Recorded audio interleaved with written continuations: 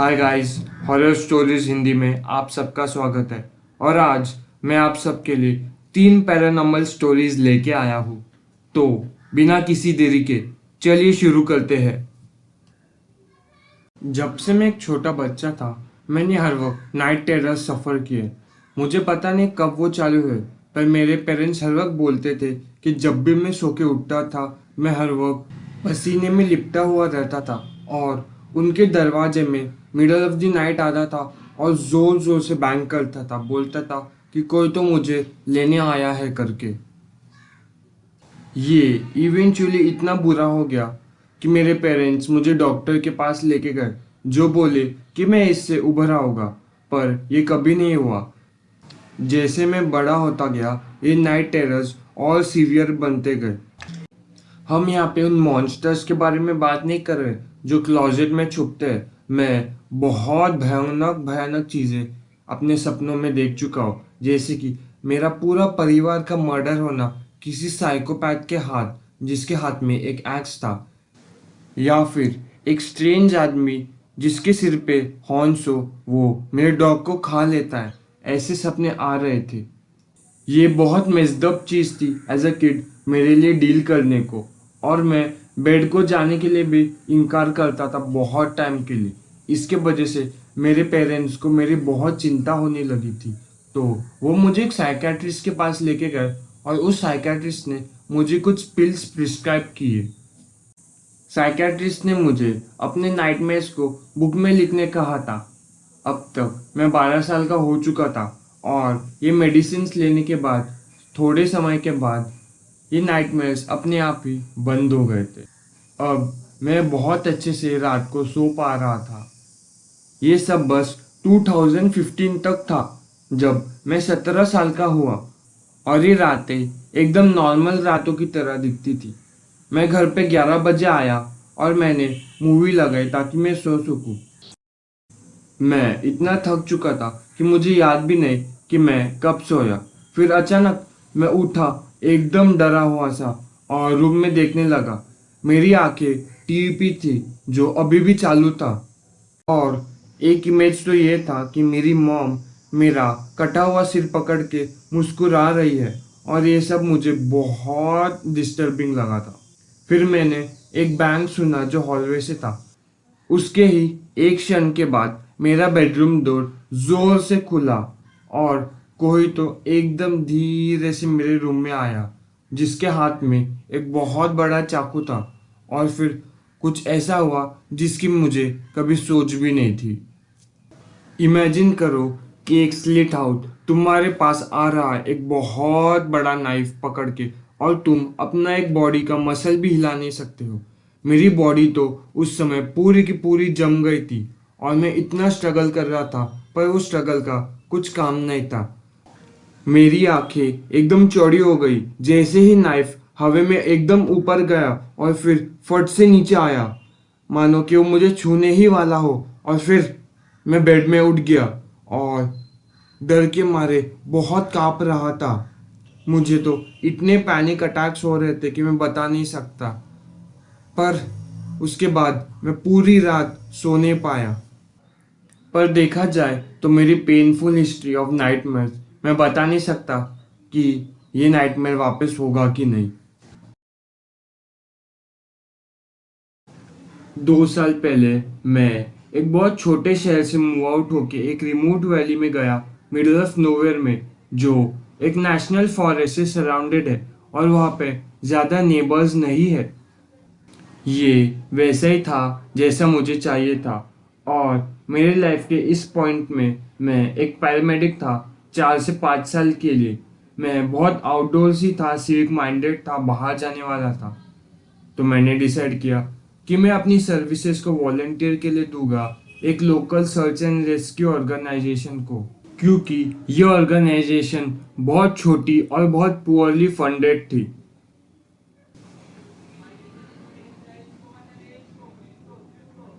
पर सरप्राइजिंगली हम ये 9 साल बिजी ही थे, और हमें एटलीस्ट वन रेस्क्यू ऑपरेशन हर वीकेंड ज़रूर मिलता था।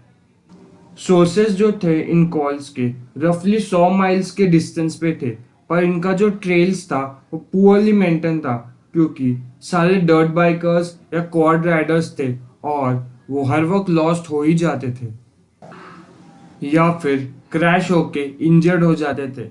हम उनके पास जाते थे और उन्हें मेडिकल केयर प्रोवाइड करते थे या फिर उन्हें हेलीकॉप्टर से सेफ जगह पे उड़ा के पहुंचा देते थे। ज्वाइनिंग के ज्वाइनिंग के 2 वीक्स बाद मैंने बॉय स्काउट सीखा। ज्वाइनिंग के 2 वीक्स के बाद मुझे जो ट्रेनिंग मिली उससे मैंने बॉय स्काउट सीखा और मेडिक्स के बारे में सीखा। फिर मुझे मेरा फर्स्ट कॉल मिला। एक ग्रुप ऑफ डर्ट बाइकर्स जो सिटी से आए थे अपने एक मेंबर से बिछड़ चुके थे, पर कुछ फूलिश रीजंस के वजह से उन्होंने अपने सबसे इनएक्सपीरियंस राइडर को ग्रुप के सबसे पीछे रखा था और जो भी एक्सपीरियंस राइडर थे वो ग्रुप के आगे थे। फिर वो सब वुड्स में चले गए, पर जब वो अपने स्टार्टिंग पॉइंट पे वापस आए तो उन्होंने पाया कि उनका जो इनएक्सपीरियंस राइडर था वो मिसिंग था। उन्होंने फिर अपने उस इनएक्सपीरियंस राइडर को ढूंढने के लिए 4 से 5 घंटे लगाए, पर फिर भी वो ढूंढ नहीं पाए उस राइडर को। तो उन्होंने गिव अप किया और 911 को कॉल लगाया। 911 ने हमें इस इंसिडेंट के बारे में इंफॉर्मेशन दी, तो हमने अपने स्क्वाड्स को रेडी किया और इस जगह के लिए फट से निकल गए। जहाँ तक बोलूँ तो हमें मैक्स टू मैक्स 20 मिनट्स लगे थे अपने स्क्वाड को रेडी करने के लिए। उन्होंने 4 घंटे लिए स्टार्ट पॉइंट पे वापस आने को और फिर और 4 घंटे लिए अपने उस इनएक्सपीरियंस मेंबर को ढूंढने के लिए। तो टोटल अब हम 8 घंटे अपने मिशन से दूर थे या फिर कहो लेट थे। हमने उस जगह की एक क्विक ब्रीफिंग कर दी थी और हमने अब हर टीम में मैप्स को हमने उस जगह की एक क्विक ब्रीफिंग कर दी थी और हमने सारे टीम्स में वो मैप्स को बांट दिए थे। उन्होंने मुझे सबसे एक्सपीरियंस गाय के साथ रखा था और एक टीम 2 या 3 मेंबर से ज़्यादा की नहीं हो सकती थी। हमारा प्लान ये था कि हर एक टीम एक लंबे ट्रेल को पकड़ेगी और उसमें ढूंढेगी। फिर धीरे धीरे वो अंदर चली जाएगी एक छोटे से मेज में और उसमें ट्रेल्स को ढूंढेगी। फिर हम अपने प्लान को और इवैल्यूएट करेंगे। ये एक बहुत हेस्टी सर्च था और ये एक बहुत हेस्टी सर्च था और हमें एकदम फट से ढूंढना था उस राइडर को। तो हम बस कुछ कपड़ों के लिए ढूंढ रहे थे कि हमें उन कपड़ों की मदद से एक सुराग मिल जाए कि ये राइडर गया तो गया कहाँ। ये ट्रेल्स ये ट्रेल्स एकदम नाइटमेयर्स थे और एकदम रफ थे, एकदम खराब हो चुके थे। हमें तो ये भी नहीं पता था कि हम कहाँ जा रहे हैं और हम क्या कर रहे हैं। हमें तो ये भी नहीं पता था कि हम इस जगह से वापस बाहर भी आ पाएंगे या नहीं। ऊपर से जीपीएस यहाँ पे काम ही नहीं कर रहे थे, बहुत रेयरली काम कर रहे थे, क्योंकि यहाँ पे जो सिग्नल है वो एकदम कम आ रहा था। सेलफोन या रेडियो भी काम नहीं कर रहे थे। ऊपर से मैप्स भी एकदम इनएक्यूरेट थे। पर मैप्स में जो चीज़ मार्क थी वो बस थी कि रोड जहाँ पे टर्न हो मुश्किल से या फिर माइलेजेस यानी कि 5 किलोमीटर 10 किलोमीटर, पर ये सब बस मैप के 10% के लिए ही कंट्रीब्यूट कर रहा था। हम अपना बेस्ट दे रहे थे पर फिर भी हमें कोई सुराग नहीं मिल रहा था। घंटों हो गए थे और अब मैं चिक्कल के वजह से एकदम गंदा हो गया था और मेरे सिर से, मेरे हाथ से, मेरे पूरे शरीर से थोड़ा थोड़ा करके खून निकल रहा था, क्योंकि रास्ते पर चलते हुए उन ट्रेल्स को फॉलो करते हुए मैं इतने सारे ब्रांचेस से टकराया कि उनके वजह से मुझे बहुत सारे कट्स आ गए थे मेरे शरीर पे। हम बहुत थक चुके थे तो हमने डिसाइड किया कि हम एक वाटर ब्रेक लेंगे और वाटर ब्रेक को थोड़ा ही समय हुआ रहेगा कि हमें अपने रेडियो में कुछ सिग्नल्स की आवाज़ सुनाई दी, खर खर खर खर करके। ऐसा लग रहा था कि कोई बाइक का आवाज़ हो पर उसमें कोई राइडर नहीं हो और ये आवाज़ हमसे कुछ ज़्यादा दूर नहीं था, बस कपल ऑफ माइल्स का ही डिस्टेंस था। ये सुन के हमें उस डायरेक्शन में जाना ही था। और जब हम उस डायरेक्शन में गए तो हमें वहाँ पे एक बाइक मिली जो रोड के बाजू में थी। तो हमने डिसाइड किया कि हम थोड़ा और इधर छानबीन तो हमने डिसाइड किया कि हम इस जगह में थोड़ी और छानबीन करेंगे। जब हम यहाँ से 100 फीट अंदर गए तो हमें वहाँ पे एक इंसान दिखा जो ऐसा लग रहा था मानो मर चुका हो। उसकी लिप्स एकदम ब्लू थे और स्किन एकदम डस्टी थी। उसकी आंखें एकदम वाइड ओपन और सफ़ेद लग रही थी। जब मैंने उसकी आंखों को एग्जामिन किया तो मुझे मालूम पड़ा कि उसकी आंखें फ्लाई के जो एग्स है उससे कवर हो चुकी थी। ज़्यादा टाइम नहीं हुआ था और मैं इसकी डेथ को समझ नहीं पा रहा था क्योंकि इसके पास अभी भी खाना पानी बचा था और इसके बाइक में अभी भी थोड़ा सा गैस बाकी था। ये आदमी तो एकदम हेल्दी दिख रहा था और अपने लेट 20s में था। फिर ऐसे मर कैसे गया? लगता है कि इसने बस अपनी बाइक को नीचे रख दिया हो और जंगल में भाग गया हो। वेल रीज़न जो भी हो, मिशन अकम्प्लिश्ड। फिर हमने उसकी बॉडी को ब्लैंकेट में रैप किया और ट्रेल हेड्स की मदद से हम सब अपने स्टार्टिंग पॉइंट पे चले गए। एक वीक के बाद मैं कॉर्नर से मिला तो एक वीक के बाद मैं कॉर्नर से मिला जो कि एक पैथोलॉजिस्ट था। तो मैंने उससे रीज़न ऑफ डेथ पूछा तो उसने मुझे कहा कि उसे कार्डियक डिस्मेटिया हुआ है जो कि एकदम एक्सट्रीम एंजाइटी पे होता है। यानी कि वो आदमी इतना डर गया कि उसे हार्ट अटैक आया जिसकी वजह से उसकी जान चली गई। मुझे लगता था कि ये सब चीज़ें बस मूवीज़ में होती है पर ये सच में हो ऐसी कल्पना मैंने कभी नहीं की थी। पर उस आदमी के दिमाग में चल क्या रहा था? वो क्या चीज़ से इतना डरा हुआ था? क्या वो बस खो जाने के डर से डरा हुआ था? अगर हाँ तो वुड्स में ब्लाइंडली क्यों भागा? वो उस ट्रेल को बहुत अच्छे से कंटिन्यू कर सकता था पर क्यों नहीं किया? क्या यहाँ पे कुछ ऐसा है जो मैं मिस कर रहा हूँ? मैंने ऐसे बहुत सारी स्टोरी सुनी है कि वुड्स में कुछ एकदम भयानक सा हो जाता है पर किसी को पता ही नहीं कि उसका रीज़न क्या था। आखिर कौन था या फिर क्या था जिसके वजह से वो ऐसे भागा और डर के मारे हार्ट अटैक से मर गया। हमारे नेबरहुड में बहुत सारे घर हैं और ये सारे घर 80s में बनाए गए हैं। ज़्यादा पुराने नहीं है पर हाँ इतने पुराने ज़रूर है कि कोई नहीं देखे तो सोचे ये एक अबैंडन घर है। हम कोई सबर्ब्स में नहीं रहते। हमारा नेबरहुड बहुत छोटा है और वो लो हिल के एकदम ऊपर है और उसके राइट साइड में एक छोटा सा फॉरेस्ट है। हम एक दूसरे के एकदम करीब रहते हैं तो लेट नाइट में पार्टीज यहाँ पे नहीं होती है। तुम्हें यहाँ का एक पिक्चर ज़रूर मिल गया होगा। मैं एक बार ही मूव आउट हो चुका हूँ पर वो भी एकदम छोटी एज में। हमारा पुराना घर हमारे ये घर के राइट साइड में ही है। मुझे नहीं पता कि वहाँ पे कोई ऑकरेंस हुए थे क्या मेरे मूव आउट होने से पहले क्योंकि मुझे ज़्यादा कुछ याद नहीं। पर मुझे इस घर के इंसिडेंट्स के बारे में ज़रूर पता है। मैं यहाँ पे रह रहा हूँ तो मैं थोड़ी सी रेगुलर थिंग्स के साथ स्टार्ट करता हूँ।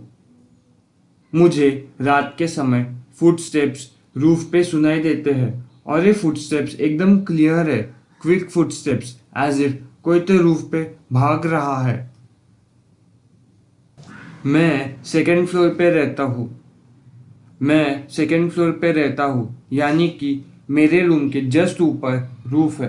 तो मैंने डिसाइड किया कि मैं डैड से इन सब के बारे में ज़रूर पूछूंगा।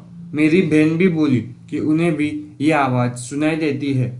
जब मैंने अपने डैड से इन इंसिडेंट्स के बारे में पूछा तो उनके पास भी इन इंसिडेंट के बारे में कोई एक्सप्लेनेशन नहीं था और ये कोई भी वे में नॉर्मल नहीं था। एक और कॉमन चीज़ जो मुझे बहुत अच्छे से याद है वो ये है कि मेरे पेरेंट्स का जो दरवाज़ा है अपने आप ही बंद चालू हो जाता था। पर ये दरवाज़ा एकदम धीरे से क्रीकी वे में बंद चालू नहीं होता था बल्कि एकदम ज़ोर से बैंग से बंद चालू होता था। कभी कभार तो चीज़ें एकदम से मिसप्लेस हो जाती थी या फिर एकदम से गायब ही हो जाती थी। शायद मेरा सिर मेरे साथ गेम खेल रहा है। पर ये सब एकदम फ्रीक्वेंटली होने लगा। ये ज़्यादा कुछ इंटरेस्टिंग नहीं था। पर कुछ महीने पहले ड्यूरिंग अक्टूबर मैं घर पे अकेला था। ये बहुत एक अनयूजुअल थिंग थी मेरे लिए। मेरे पेरेंट्स काम पे थे और मेरी बहन प्रैक्टिस में थी। ये घर ज़्यादा नया नहीं है और इसके वजह से ये घर वो क्रीपी साउंड्स प्रोड्यूस करती है जिनसे तुम्हें रात में नफरत है।